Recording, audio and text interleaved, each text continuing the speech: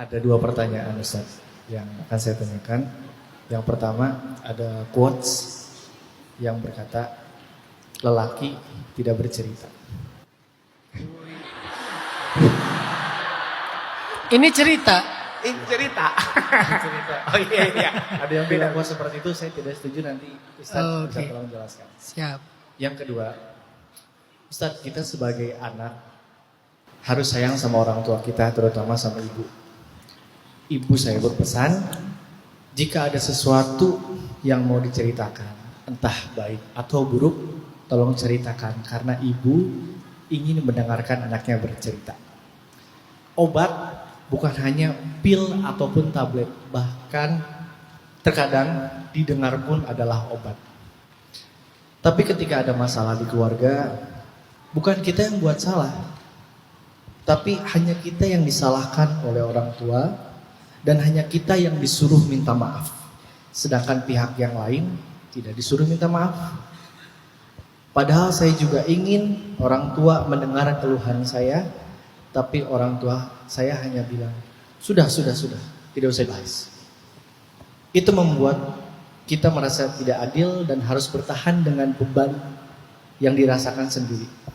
Harapan saya sebagai seorang anak, ingin orang tua saya tahu apa yang saya rasakan tentang keluarga, tapi tidak ingin sampai orang tua saya sakit hati ketika saya bercerita.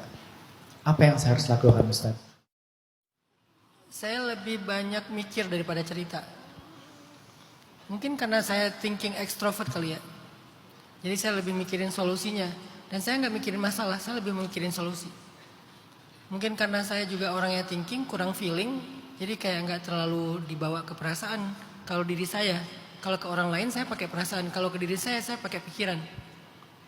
Jadi kalau saya lagi ada masalah, saya kayak mikir.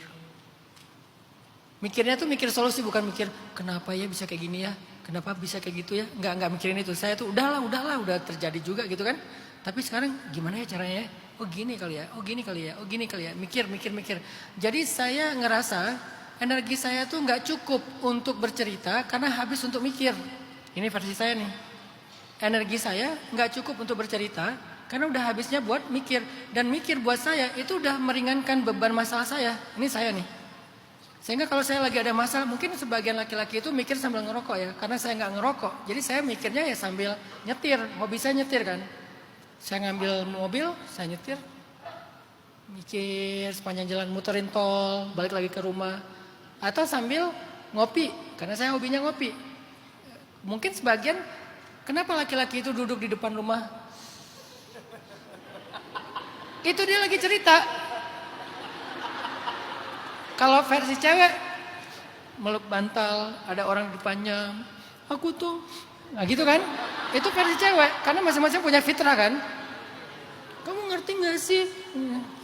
Tisu, habis banget tisunya. Itu cara cewek dan gak apa-apa dengan itu. Emang feminimnya cewek, laki-laki. Kalau dia lagi gini, di depan rumah atau di mana sendiri, itu berat banget tuh masalahnya tuh. Itu masalahnya berat banget itu. Saya nggak bisa gini karena saya nggak suka ngerokok. Jadi saya gini aja. Kalau saya udah gini, kalau gelasnya ditaruh, masalahnya udah selesai. Kalau gelasnya masih dipegang, masalahnya masih berat itu. Gini. Yang penting ritualnya setelah seruput. Itu ritual ya, harus ya. Sampai pernah saya lagi ngopi bareng anak saya yang Ertuğrul, dia nemenin saya sambil dia gambar-gambar, saya gini, saya lupa dia berdua, kita mau pokoknya seru aja berdua, random. Adik nih, Bapak lupa sih ritualnya kan, oh iya.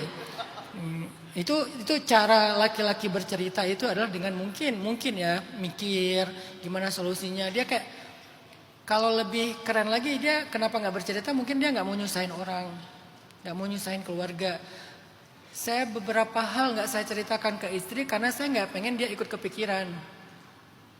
Kayak lagi ada masalah berat banget, saya cuma cerita judul kecilnya aja. Lagi ada masalah nih, doain ya. Karena saya percaya doa istri saya lebih mustajabah daripada doa saya. Jadi saya cerita hanya butuh doa. Saya cerita ke mertua hanya butuh doa. Tapi saya nggak akan cerita sedetail apapun yang bikin dia, karena pernah saya cerita, itu dia lebih kepikiran dari saya tuh. Dan lebih sedih, lebih kecewa, lebih marah daripada saya. Saya nggak mau itu terjadi, jadi biar saya aja gitu. Kan itu naluri laki-laki ya. Jadi kita kayak nggak pengen, ya udahlah biar gua aja. Bagian beban ini biar gua aja. Nanti kalau udah selesai baru cerita. Dan kita laki-laki punya naluri suka menceritakan kesuksesan dan malu menceritakan masalah ataupun kegagalan. Itu laki-laki banget tuh. Jadi kita tunggu sampai sukses baru kita cerita. Kalau belum sukses masih struggling, kita diam-diam aja, paling ngerokok. Batuk-batuk gitu ya. Kamu kenapa? Enggak, batuk. Udah gitu doang.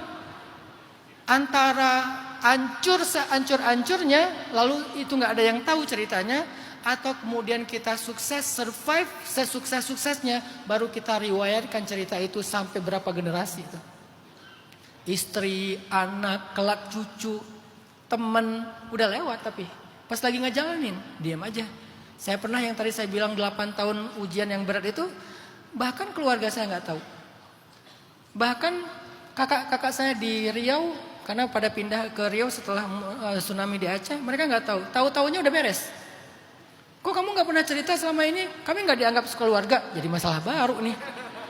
Nggak dianggap keluarga. Bukan nggak dianggap keluarga. Saya nggak pengen ngerepotin keluarga. Jalanin aja sendiri. Ketika di Mesir 6 tahun merantau, nggak pernah pulang, nggak pernah minta uang dari orang tua. Apa yang terjadi di sana yang saya cerita makan sampah, nggak pernah cerita. Baru cerita kalau udah sekarang udah merasa survive. Udah dulu saya pernah makan sampah apa. Itu kan naluri laki-laki ya. Jadi laki-laki tidak bercerita, ada benarnya.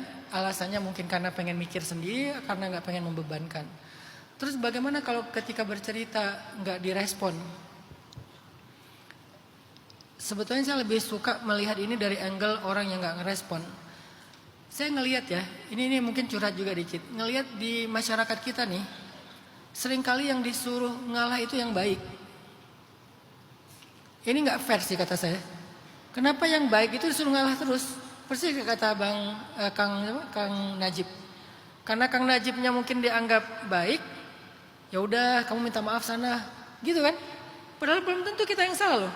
Saya pernah mendamaikan keluarga masalah warisan, keluarga orang masalah warisan bersama seorang ustadz. Ustadz ini malah nyuruh si orang yang baik yang terzalimi ini untuk minta maaf kepada yang zalim, kakaknya. Saya bilang, ya nggak gitu dong. Kan yang salah kakaknya yang mengambil bagian adiknya. Kok adiknya disuruh minta maaf? Ya biar nggak rame. Loh kok gitu sih? Biar nggak rame, biar udah ribut lagi. Biar nggak ribut bukan meminta yang benar minta maaf, tapi mendamaikan. Mendamaikan nggak harus minta maaf kan? Meletakkan duduk perkara di mana, memutuskan seadil-adilnya, memahamkan di mana salah dan benarnya. Itu mendamaikan. Kalau enggak nanti yang salah ini nggak tahu kesalahannya dan nggak akan memperbaiki apa-apa. Jadi menurut saya nggak fair kalau misalnya kita sebagai juru damai justru memudahkan urusan ini karena ada orang yang ngalahan baik, sehingga kita jadikan dia kayak ya udahlah kamu aja yang minta maaf. Kecuali ini masalah sepele ya, kayak adik sama kakak di rumah, masih masalah-masalah kecil lah. Tapi kalau masalahnya udah konflik agak rame, saya pikir kita perlu lebih adil aja, bersikap adil, bersikap fair, walaupun dengan pemahaman yang bijak, bukan dengan paksaan. Jadi ini saya menyoroti justru sikap-sikap parenting orang tua dalam mendidik anaknya, mendamaikan anaknya.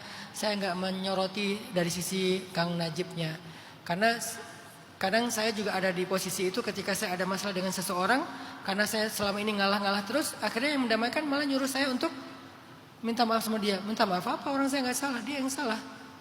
Masih untung saya nggak marah sama dia, nggak menghukum dia. Saya cuman kayak minta hak saya aja gitu ya. Jadi bersikap adil lah. Kata Allah bersikap adil lah, sesungguhnya adil itu dekat kepada takwa.